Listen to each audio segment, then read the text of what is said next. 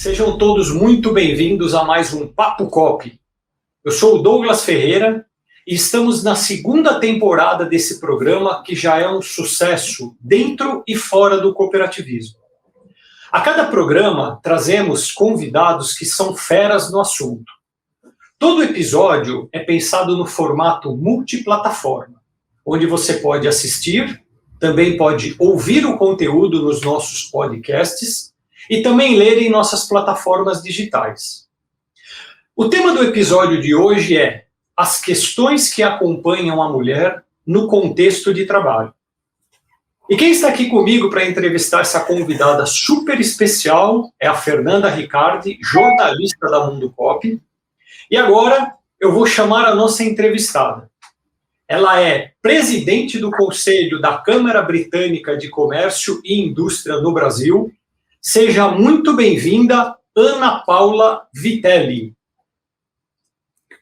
Olá, Douglas, muito obrigada pela sua apresentação. É um prazer estar aqui com vocês para a gente discutir um tema muito importante, muito relevante para todo o universo do trabalho. E, claro, um tema que para mim é muito querido, né, dado todo o meu universo de pesquisa e discussões, e aí, obviamente, o lançamento recente do livro da minha pesquisa a respeito dessa temática. Maravilha, Ana. A gente que agradece a sua presença aqui, é um tema muito interessante para a gente. Acho que a gente tem muita coisa para conversar. Oi, tudo bem? Bem-vinda, Ana, bem-vinda a todo mundo que está assistindo. Eu acho que seria legal para a gente começar esse bate-papo, você contar um pouco da sua trajetória até chegar à frente da Câmara, né, a primeira mulher à frente da Câmara, e um pouco da atuação de vocês. Muito bom, Fernanda, obrigada também, é um prazer estar aqui com você. Bom, a verdade é que a Câmara Britânica de Comércio é uma das minhas atividades profissionais, né? Eu presido a Câmara desde 2020, fui reeleita agora para um segundo mandato no início deste ano, início de 2022, e, portanto, continuo lá até 2024. Mas a Câmara é uma instituição que tem 105 anos de existência. Eu trabalhei durante muito tempo vinculada a diferentes empresas britânicas, principalmente no setor de educação corporativa, e acabei me aproximando, né, deste universo, dessa comunidade britânica em São Paulo. Eu estou baseada em São Paulo, e há 2 anos atrás, início de 2020, bem na virada da pandemia, acabou tendo ali uma oportunidade de eu assumir a presidência da instituição, porque eu já vinha me envolvendo com uma série de outras atividades ali dentro da Câmara. Seja porque a Câmara sempre foi permeada, né, por um universo muito masculino, até porque parte do conselho, ou melhor, a maioria das empresas ali que são representadas no Conselho de Administração da Câmara são representadas por seus presidentes. E, em muitos casos, os presidentes são homens, né? Esse é um contexto onde o percentual de mulheres que ocupam cargos de liderança, principalmente pensando em cargos de presidência, é bastante pequeno no Brasil, e é um número pequeno globalmente falando. Vem crescendo aos poucos, mas ainda temos um longo caminho a ser trilhado. Isso eu discuto um pouco no meu livro, dessas dificuldades que se colocam para as mulheres ascenderem a posições de liderança nas organizações. E você acabou de lançar esse livro, né? O título é A Mulher Invisível, Vida, Trabalho, Caminhos e Escolhas. Assim, como que surgiu esse trabalho, Ana? O que levou você a escrever esse livro? Fala um pouco dele para a gente. Claro, Douglas, vamos lá. Então, este livro é fruto da minha pesquisa de doutorado, que eu fiz na FGV de São Paulo, e um doutorado que eu concluí em 2012, ou seja, faz 10 anos que eu concluí essa pesquisa. Mas por que ela é importante de ser discutida agora? E por que só agora ela veio num formato de livro? Então, lá atrás, quando eu estava cursando o doutorado, essa discussão ainda era uma discussão naquela época recente, no sentido de que existiam poucas pesquisas no âmbito, né, deste nível de discussão em termos de doutorado, mais recentes, né? Então a gente já tinha uma discussão de mulheres na década de 80, 90, mas ali, nos seus idos de 2010, ela passou a ser uma discussão mais premente ali na academia e acabou sendo uma primeira, eu diria que da FGV, a primeira tese mais recente nessa temática de mulheres no contexto de trabalho. É claro que de lá para cá, toda essa discussão foi ganhando muito mais espaço e hoje é uma discussão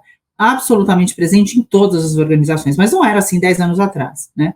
A gente já falava de muitas temáticas, de quanto as mulheres tinham seus desafios e dificuldades com relação ao contexto de trabalho, mas ainda a gente tinha poucos estudos aqui no Brasil estruturados dessa maneira. Então, isso surgiu lá atrás, em 2012, quando eu concluí, na verdade, a pesquisa, uma pesquisa que durou 2 anos. Eu fiz conversas em profundidade com 42 mulheres executivas que ocupavam, naquela ocasião, o que eu chamei da gerência intermediária, que é a gerência sênior das organizações, antes que se chegue ao nível de C-level, como a gente fala, o nível de diretoria. E por que eu escolhi esse recorte? Porque as pesquisas, a literatura, principalmente a literatura internacional, apontava que as mulheres, a maioria das mulheres conseguia chegar até este nível e depois, para superar, na verdade, esta barreira, elas encontravam imensas dificuldades.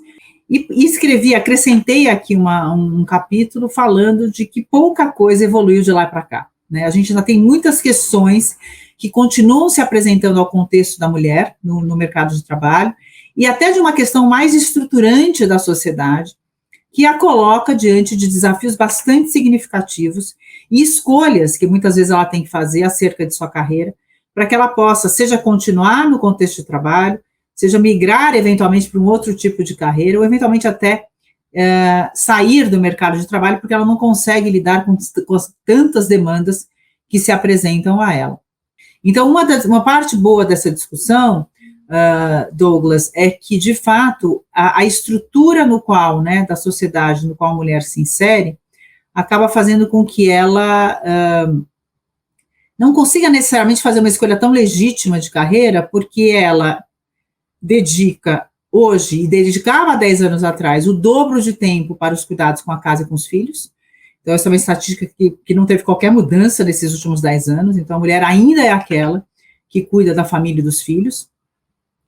E esse foi um papel, na verdade, né, construído socialmente, de que a mulher é aquela responsável pelos cuidados com a casa e com os filhos, e isso permanece muito fortemente até hoje. Então, você imagina que a mulher tem que se dividir nessas 2 tarefas. Então, esse é um aspecto importante. Essa mulher, no momento que ela começa a ter que lidar com todas essas questões, inclusive de ter que, de ser aquela responsável pelo cuidado, né, com essa casa, ao mesmo tempo ela tem um trabalho absolutamente demandante e que a coloca num nível de exaustão onde ela não consegue nem dar conta das coisas da casa, ela não consegue nem dar conta do trabalho, muito menos dela. Então, eu trabalho com esse conceito da mulher invisível, porque parece que ela está em todos os lugares, e ao mesmo tempo ela não está em lugar nenhum, ela está devendo para todo mundo. Né? Então, se essa mulher ela tem filhos pequenos, ela tem que cuidar desses filhos. Se essa mulher eventualmente não tem filhos, que também foi um pequeno grupo do qual eu estudei, ela também se sente cobrada por vir a ter filhos em algum momento. Então, existe a questão de uma cobrança muito forte sobre a mulher, sobre ser mãe. Né? Então, se ela não tem filhos ainda, ela já se cobra, no momento que ela tiver filhos, como é que ela vai fazer para lidar com toda essa pressão? Então, isso faz com que ela tenha um espaço muito difícil, né, para lidar com toda essa pressão. E isso é um dos mecanismos que faz com que essa mulher acabe por preferir não seguir nessa carreira e subir na organização. E aí, quando a gente olha para um espaço onde a gente fala, existem poucas mulheres, né, no topo das organizações em posições de liderança, esses elementos que eu trago são uma forma também para que a gente entenda que não é somente a empresa que não dá espaço para a mulher, mas que eventualmente a mulher está num contexto amplo no qual percorre a sua vida, que ela acaba por não conseguindo falar, não vou dar conta disso, eu não quero, não tenho condições de assumir mais coisas. Então vejam como essa questão dos espaços ocupados pelas mulheres no contexto do mercado de trabalho, no contexto das organizações, como você trouxe, Douglas, eu acabei me estendendo um pouquinho mais aqui na minha resposta, faz com que ela, muitas vezes, se coloque numa posição que é absolutamente, né, diferente aqui de um contexto de uma carreira de um homem, né, que está lá, ele começa a carreira dele, e a carreira do homem é uma carreira linear, né, linear no sentido de que ele começa e ele vai seguindo, né, e galgando a hierarquia das organizações. A mulher, não. A mulher, eventualmente, ela vai ter filhos, ela vai parar para licença maternidade, ela vai optar por diminuir um pouco a sua jornada de trabalho, ela vai optar por uma carreira lateral, uma movimentação lateral, ao invés de subir na hierarquia.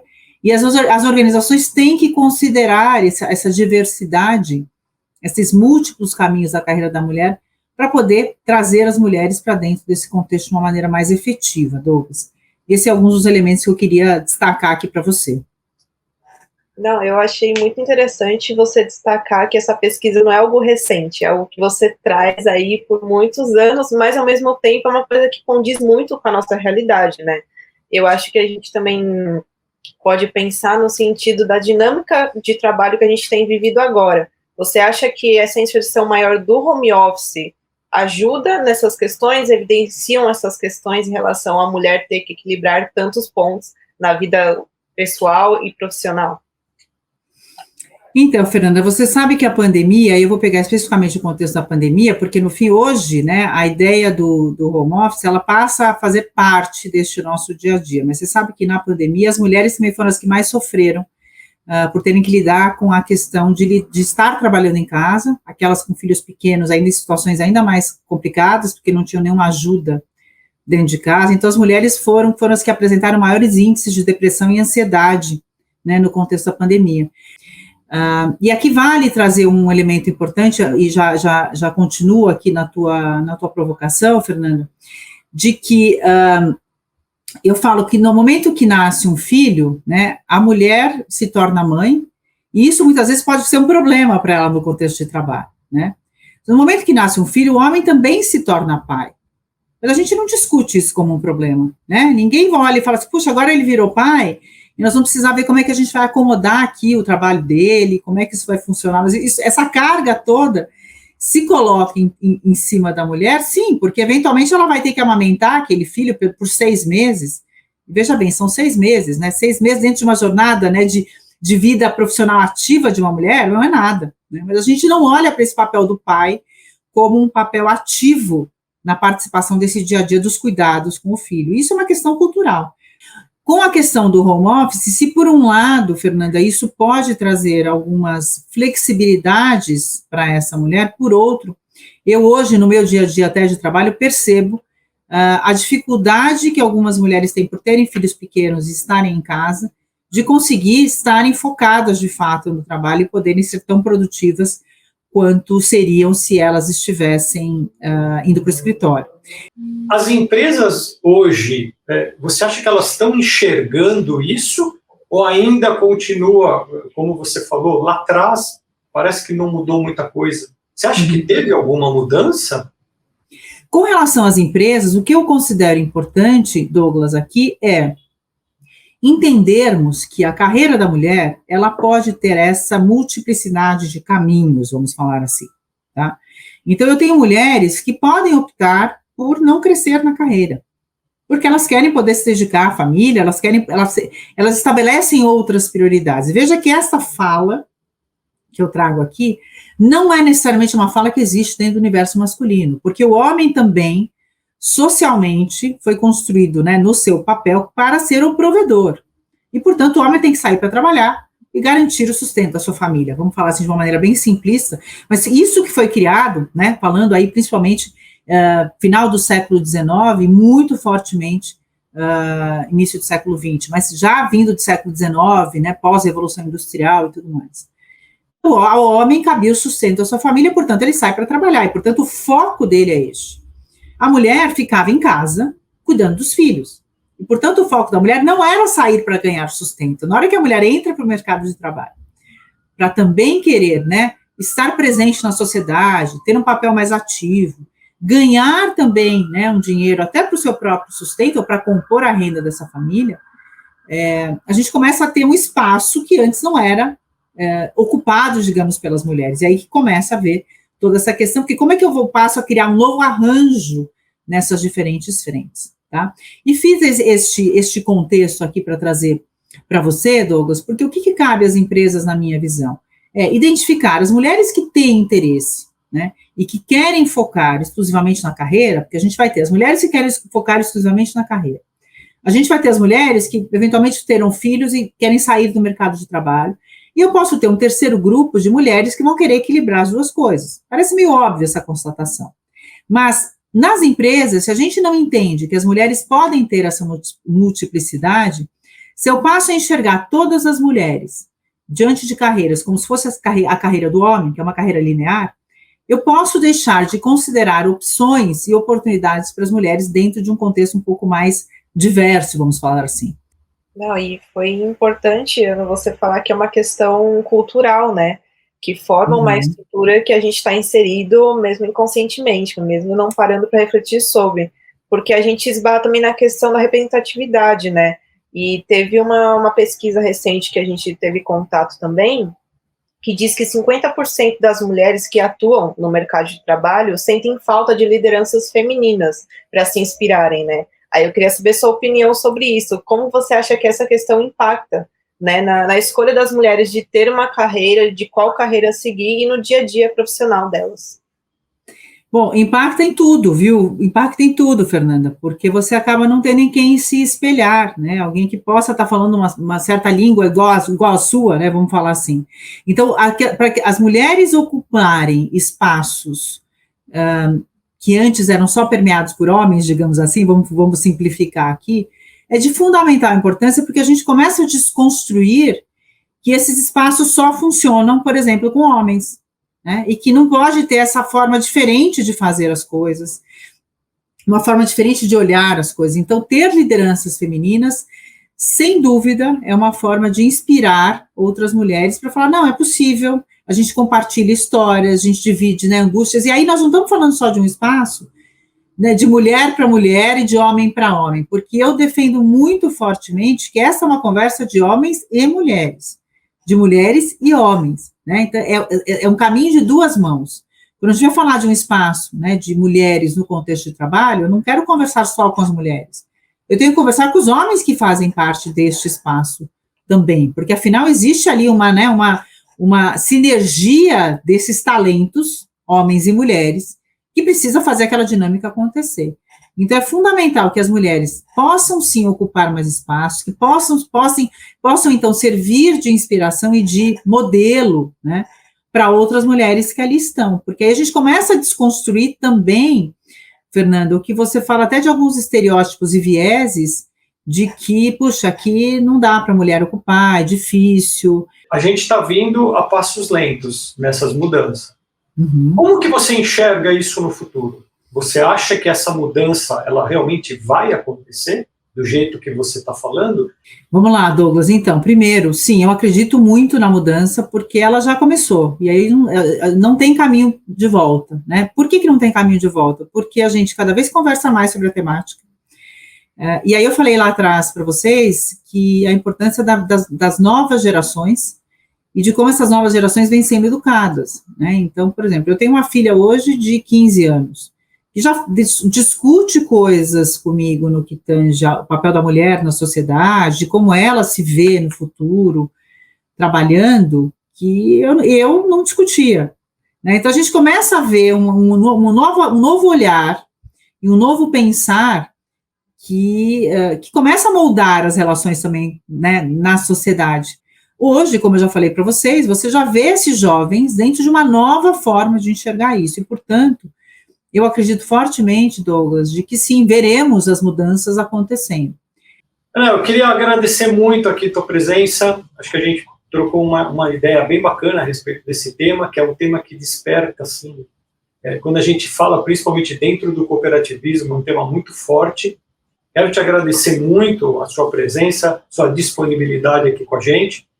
Uma palavra para a gente encerrar aqui esse nosso Papo Cop, Ana.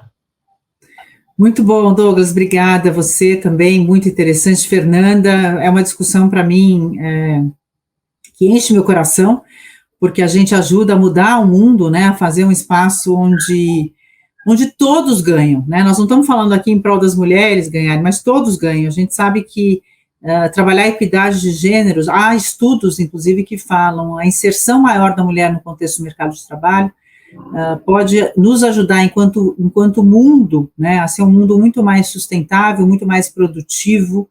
Então, minha palavra aqui de fechamento é que a gente continue nessa jornada, por mais difícil que às vezes ela possa parecer ser, porque ela caminha a passos lentos, como mencionei, que a gente continue, que a gente leve, né, esse tipo de conversa para as diferentes esferas, que a gente eduque os nossos filhos e filhas para olhar para uma sociedade que é mais inclusiva neste contexto.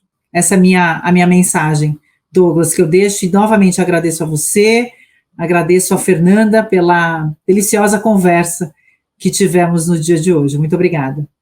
Bacana, Ana. Eu que agradeço. Obrigado. Gente, obrigado. Fernanda, obrigado. Foi um conteúdo bem bacana. Gente, estamos encerrando aqui o nosso Papo Cop. Semana que vem tem mais. Obrigado. Tchau.